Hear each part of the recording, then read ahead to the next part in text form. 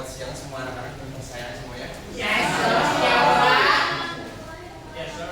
Jadi, untuk anak-anak yang bisa di depan sini, sebelum kita belajar pada hari ini, saya mau tanya dulu sama teman-teman di sini. Ketua kelasnya di sini, Pak? Yang jelas bukan saya, Pak. Oke, siapa? James. Wildan, Pak. Wildan, Bapak. Oke, Wildan, bisa kasih tahu saya siapa yang tidak turun hari ini? Aska, Pak. Aska. Oke. Kenapa kalau sakit? Oke, semoga sakitnya disembuhkan. Dan sebelum kita belajar pada hari ini, alangkah baiknya ketua bisa memimpin doa dulu. Teman-teman, sebelum kita belajar, marilah kita berdoa menurut agama yang kita percaya kita masing-masing. Berdoa kita. Berdoa kita. Oke, terima kasih Wildan. Jadi hari ini kenapa James? Saya sakit, Pak. Batu. Oh, semoga sembuh. Amin, Pak. Oke, jadi sebelum kita bahas lebih panjang sama-sama, saya mau tanya sama kalian nih, kenapa bangsa Indonesia melakukan perlawanan terhadap kolonialisme? Nah, oke. Firnanda dulu, kenapa? Karena ingin merdeka, Pak. Karena ingin merdeka. Oke. Merdeka. Betul, betul. James, kenapa? Karena dijajah, Pak. Karena dijajah. Oke, tepuk tangan untuk Firnanda dan James. Nah, betul apa yang dibilang sama Firnanda dan Bahtiar, James? Kenapa pada akhirnya Indonesia melakukan bentuk perlawanan terhadap kolonialisme? Ya, salah satunya adalah yang dibilang sama teman-teman kalian, yaitu ada penjajahan dan ingin merdeka. Dan ya, maka dari itu kita akan belajar dengan tujuan yang dimana bangsa Indonesia ini pada saat itu memiliki beberapa latar belakang yang akhirnya melatar belakangi kenapa pada akhirnya terjadinya perlawanan bangsa Indonesia terhadap kolonialisme. Yang akan kita bahas itu ada bentuk perlawanannya dari sesudah bahkan sebelum abad 19. Dan pasti teman-teman bakal tahu bagaimana strategi perlawanan Indonesia pada saat itu. Itulah aku tidak mengerti, James. Betul, Pak. Oke, terima kasih. Langsung saja kita bahas. Oke, latar belakang. Kalau saya mau tanya siapa ya? Nah, Irfan, coba dibaca dulu latar belakangnya. Satu, penindasan kolonial, monopoli pajak pada bangsa. Dua, campur tangan politik kerajaan. Tiga, rakyat melakukan perlawanan. Oke, terima kasih Irfan. Jadi yang nomor pertama, penindasan kolonial, ada monopoli pajak dan pajak paksa. Pada saat itu, monopoli ini yang akhirnya menjadi hal yang pemicu di mana Indonesia pada saat itu perdagangan rempah-rempah itu dikuasai oleh pihak penjajah yang datang pada saat itu, yang dimana pihak penjajah pada saat itu memanipulasi pajak pada saat itu dan memberikan beberapa kerja-kerjaan yang dimana pada saat itu kerja itu bisa dibilang kerja rodi atau disebut dengan kerja paksa. Terus campur tangan politik kerajaan, yang dimana pada saat itu penjajah itu memasuki daerah yang dimana pada saat itu sultan dan kerajaan memiliki wilayah yang dimana wilayah tersebut dimasuki oleh penjajah, sehingga penjajah itu masuk ke dalam daerah tersebut untuk mencampur tangan dalam kekuasaan kerajaan tersebut. Nah, terus yang ketiga, rakyat melakukan perlawanan. Akhirnya Indonesia tidak mungkin diam. Begitupun yang dimana sempat dibilang oleh Firnanda dan Mahmud, yang dimana tidak mungkin bangsa kita sendiri diserang. Apa kita akan diam? Tidak mungkin rasanya. Karena pada saat itu rakyat memikirkan bagaimana sih caranya untuk melakukan perlawanan terhadap kolonialisme ini. Oke, selanjutnya. Jadi hal yang beberapa saya kasih tahu ke teman-teman semua yang di awal tadi itu adalah latar belakang mengapa pada akhirnya perlawanan Indonesia muncul terhadap kolonialisme. Yang dimana sebelum ke abad 19 bisa dibacakan Angel.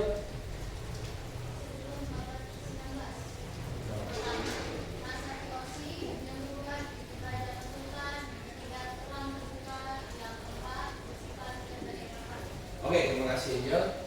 Nah, yang pertama, poin pertama masa VOC, yang dimana pada saat itu VOC ini adalah yang memasuki wilayah-wilayah perdagangan Indonesia pada saat itu. Dan yang kedua, dipimpin oleh Raja atau Sultan. Dan pada saat itu bisa diambil contohnya yaitu Sultan Ageng Kartayasa. Betul sekali. Tentang untuk James. Nah, terus perang terbuka. Ada yang tahu di sini maksudnya perang terbuka itu apa? Kenapa itu? Apa itu? Deklarasi perang, Pak. Deklarasi perang. Oke. Terus apa lagi sore? Bisa perang deh. Ya. Langsung menyatakan perang deh. Langsung menyatakan perang. Oke, terima kasih. Oke, langsung. Mas James ngapain? Ini, Pak. Tantangan perang. Tantangan perang. Oke, terima kasih untuk teman-teman semua yang sudah jawab. Beri tepuk tangan. Betul apa yang dibilang sama teman-teman kalian. Perang terbuka itu adalah sebuah bentuk perang yang langsung terbuka pada saat itu. Maksudnya terbuka apa? Ketika mereka dapat bentuk-bentuk hal yang membuat mereka itu merasa apaan sih, tiba-tiba kok ada yang datang dan kok tiba-tiba wilayah kami ada perubahan. Apakah kami akan diam? Bingung dirasakan pada Indonesia pada saat itu. Maka terjadilah perang terbuka, sehingga perang terbuka ini datang dengan syarat tatap muka langsung, di mana perang saat itu langsung melakukan face to face bahasa kerennya, dan di mana ketika Ica dengan Fania yang sebelah sini langsung ketemu di satu wilayah. Begitu yang sedang perang terbuka. Dan yang keempat, bersifat kedaerahan. Bersifat kedaerahan ini adalah di mana Indonesia pada saat itu belum mencapai situasi yang nasional. Karena apa itu, Mas Johan? Karena pada saat itu Indonesia masih pada masa tidak memiliki pendidikan. Oke. Dan kurangnya pendidikan, dan pada saat itu masih pada masa kerajaan. Oke. Ya. Sebelum abad 19. Sebelum abad 19. Ya, betul. Terus ada yang mau tambahkan lagi? Jawabannya silakan. Coba. Saudara.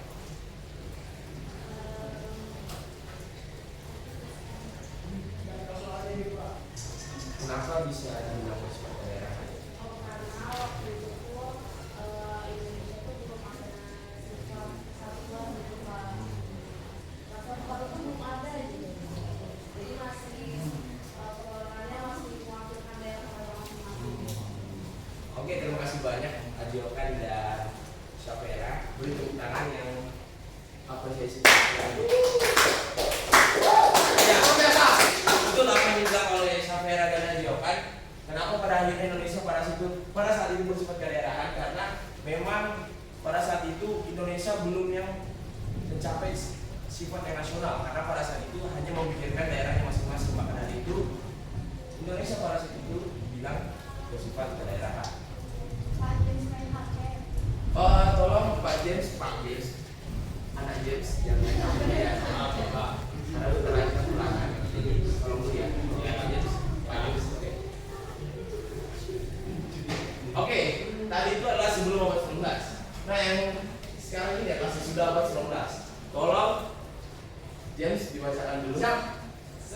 Sesudah abad 19, yang pertama ada masa juga, yang kedua ada melibatkan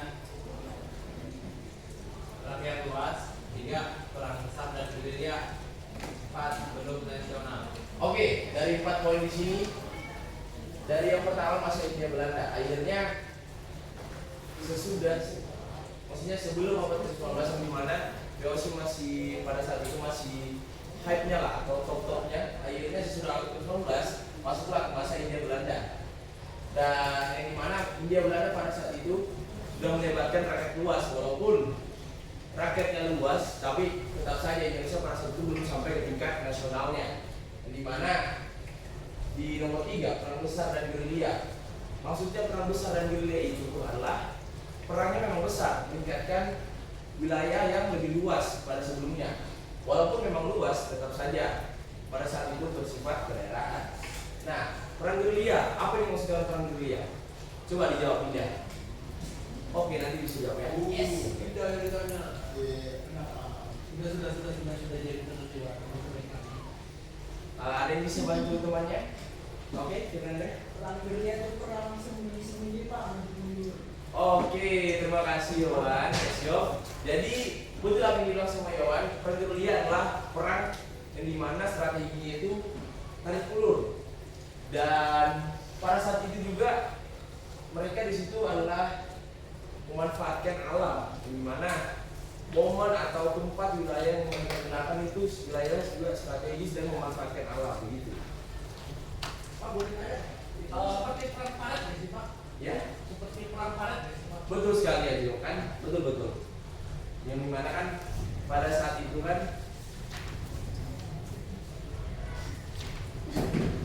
kenapa pada akhirnya kamu bilang itu sama? Saya nggak setuju Pak. Kenapa? Karena kalau perang palet itu kita buat palet doang, bahkan kita bertahan di situ. Tapi kalau perang dunia itu kita maju sembunyi-sembunyi, dari nembak-nembaknya sembunyi Pak. Jadi nggak bertahan, tapi tetap menyerang ke depan. Kalau perang palet itu cuma bertahan depan. Oh, kira itu perang palet. Iya, bukan begitu. Oke, terima kasih atas diskusinya. Luar biasa benar dan jawaban. Jadi selanjutnya ini adalah strategi perlawanan Indonesia pada saat itu. Yang dimana kita sempat bahas sama-sama, ada perang terbuka, yang mana perangnya itu langsung face to face, langsung di lapangan itu. Yang kedua ada gerilya, serangan mendadak. Ini maksud dengan gerilya. Dan yang kemudian sempat saya singgungkan tadi adalah memanfaatkan medan, di mana memang Indonesia pada saat itu hanya memanfaatkan alam dan wilayahnya.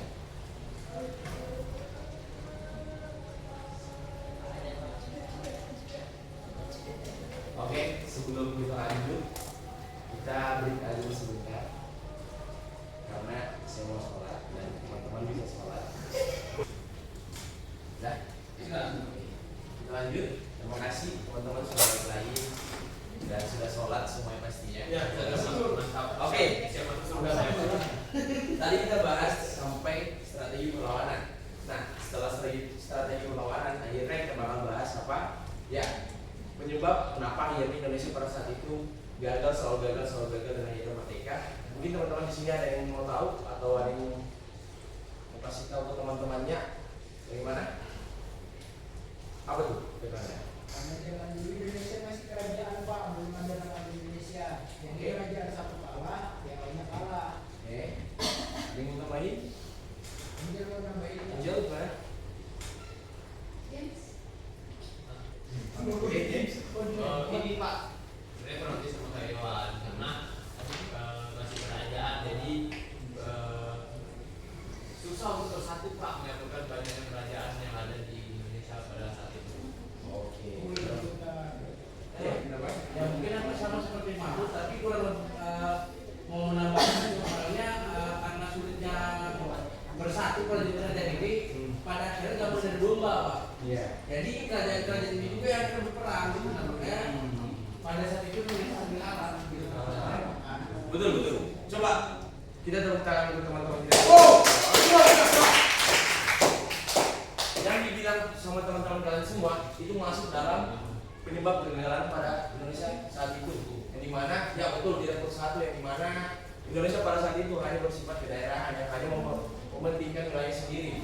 Dan senjata kalau modern ya tentu pastinya, karena siapa yang menduga bahwa Eropa datang ke Indonesia itu tidak bawa senjata yang lebih modern daripada Indonesia. Dan disebut sama Jokan tadi ada politik adu domba, betul, yang dimana ada pihak VOC atau pihak Hindia Belanda yang masuk ke dalam politik mereka. Dan ya keempat bergantung pada tokoh, yang dimana Indonesia pada saat itu hanya bergantung kepada tokoh-tokoh yang berkarisma seperti yang disebut sama James tadi, Sultan Agung Kertajasa. Oke, selanjutnya makna perlawanan. Nah, di sini ada makna perlawanan yang dimana saya udah buat ke teman-teman 3 kata. Saya mau satu orang untuk memaknakan atau menghitungkan bagaimana perlawanan Indonesia pada saat itu. Coba, Bahtiar James, yuk. Bisa dijelaskan bagaimana makna perlawanan pada saat itu. Akhirnya menyimpulkan bagaimana prosesnya sampai ke akhir Semuanya semuanya. cuma kerjanya Pak. 3 kata ini adalah kunci katanya. Oke. Jadi ini sesudah abad 19 kan Pak? After all semuanya. Oke. Dan dengerin nih Pak. Oke, cukup. Jadi dari perlawanan itu rakyat kan akhirnya melawan kolonial yang dimana itu menumbuhkan itu dasar persatuan bangsa, persatuan akhirnya tumbuh dan menimbulkan nasionalisme atau cinta tanah air, dan akhirnya setelah itu berjuang bersama dan akhirnya merdeka Pak. Merdeka. Betul sekali. Coba tepuk tangan untuk Bahtiar. Oke, selanjutnya setelah kita dengar hasil kesimpulan dari Bahtiar, selanjutnya ada diskusi kelompok yang dimana kita akan bagikan menjadi 3 kelompok karena kelompok sebelah sana dahulu, jadi akhirnya kita buat jadi 3 aja, langsung kita buatkan. Jadi temanya itu ada 1, 2, 3. Dari 1, 2, 3 kalian bahas ini sudah dibuat di sini. Jadi nomor 4 langsung dibaca. Jadi teman-teman langsung coba jawab sekarang. Oke, selanjutnya gas. Kenapa buat James? Kami kan kelompok 3 Pak, Ya. kelompok strategi. Ini tokohnya sebelum abad 19 atau 19. Itu bebas. Bebas Pak. Iya Pak. Tentangnya. Ayo.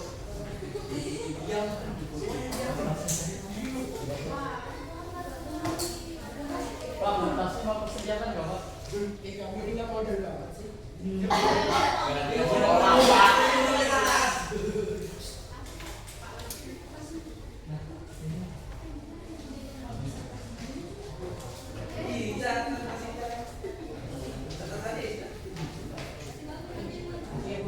Ayo, anak-anak, waktunya saya kasih ke kalian 1 menit setengah ya. 1 menit itu apa Pak? Bisa cari di Google gunakan HP-nya. Selanjutnya ada teknologi AI. Sudah cukup, Kita Pak. bahas sama-sama, oke? Ya begitu.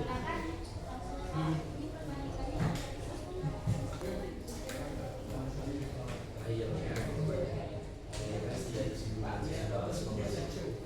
Kalian mencari bagaimana sharing keseluruhan antara kita itu dibandingkan dengan strateginya beda. Mau nggak dengerin Bapak dulu. Pak, selesai kan Pak?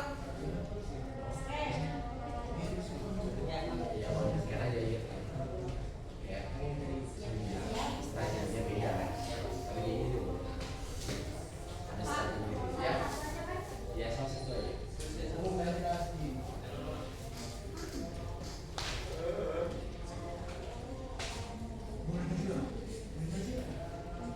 Ya, 15 detik lagi. Satu aja. 15 detik lagi anak-anak. Gimana kelompok 1? Sudah Pak. Sudah. Sudah itu. Iya, iya, udah. Yang sudah boleh maju ke depan.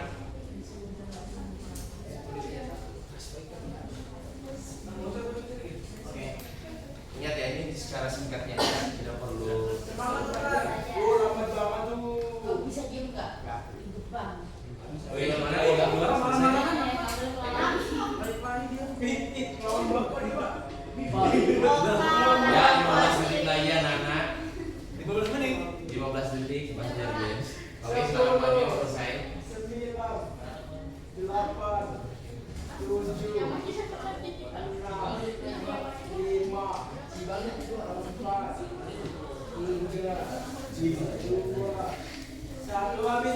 Habis maju weh. Lambat banget sih. Udah Pak, nggak usah nanya lagi. Sudah yang bisa aja dulu Pak. Iya Ya, Pak. yang bisa aja dulu. Yang bisa aja dulu, yang udah bisa aja.